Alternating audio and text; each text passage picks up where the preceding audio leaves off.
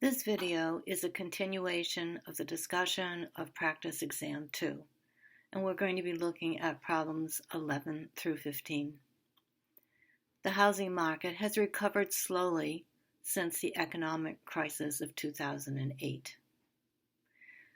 So we took a random sample of 39 bids from potential buyers to estimate the average loss in home value.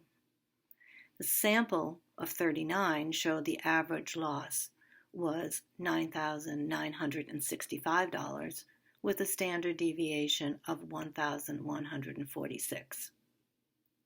They used that information to establish a 99% confidence interval for the mean loss of value per home. And the interval went from $9,467 to $10,463, and were asked to interpret this 99% confidence interval. So I'm looking for an explanation that uses the word confident. B uses the word confident, but it talks about of a home value of the homes sampled, as opposed to C, which is talking about the average loss in home values for the whole population. So we know what happened in the sample. We want to generalize to the whole population and check our answer.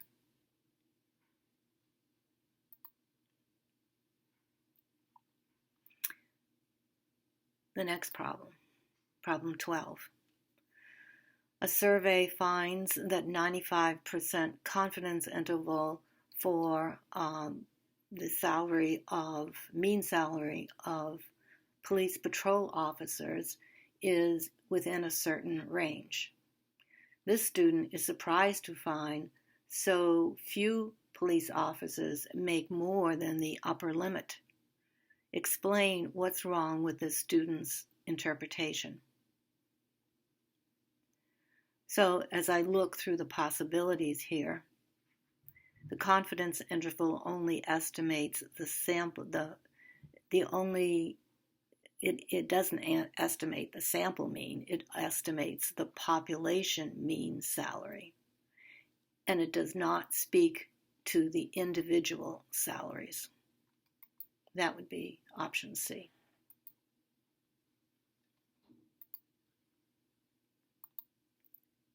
Problem 13. So a researcher is looking at pulse rates for randomly selected adults and constructed a 95% confidence interval for the average pulse rate of adults. Carefully explain what it means, what's the margin of error, and what would happen if he increased the confidence level to 99%. So as far as in interpreting the confidence interval, we would like to find something that talks about confidence. We are 95% confident that this interval between 79.9 and 74.3 beats per minute contains the true mean heart rate. As far as the margin of error, we want to take these two values that I'm going to take a moment to write down, because I'm going to have to grab my calculator.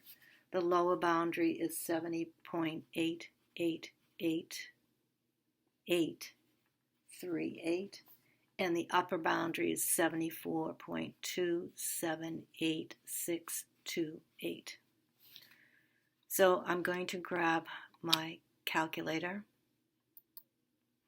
and is going to be the difference between the upper bound of 74.278628, that upper bound, and you're going to subtract the lower bound, 70.888838. So that's going to be our numerator, the difference between upper bound and lower bound. And we're going to cut that in half, and that will be our margin of error. So I'm going to write down the margin of error, which is right here. It's 1.694, or 695 if you're rounding. So we're going to go back to our problem, and we want 1 decimal place, so that would be 1.7. Now, if you increased the confidence level to 99%, what would happen to the margin of error? Well, as you increase the confidence level, the price you pay is that the confidence interval gets wider, so the margin of error would increase. Check your answer. Problem 15 looks at 6 years of data on the percent of flights that depart on time. So 72 months. The sample average is about 80.4583 and a standard deviation of 2.65079. All of the conditions are met: independence, randomization, 10%, and nearly normal. We're asked to establish a 90% confidence interval. So I'm going to jot that down, 90%. And I've jotted down, or I'm about to jot down, what the sample mean is. It's 80.4583. And the standard deviation is 2.65079. And the n is 72. We're going to go to Question Help, StatCrunch. It should have gone right there, but we're going to hit the big P. And we are going to open StatCrunch. And we're going to do stat, tstats, 1 sample with summary. I'm going to enter the sample mean of 80.4583 and the standard deviation of 2.65079 and the sample size of 72. We're going to switch this to 90% confidence, and we're going to compute. To do 2 decimal places, the lower boundary is 79.94 and the upper is 80.98. So careful with your 2 decimal rounding here.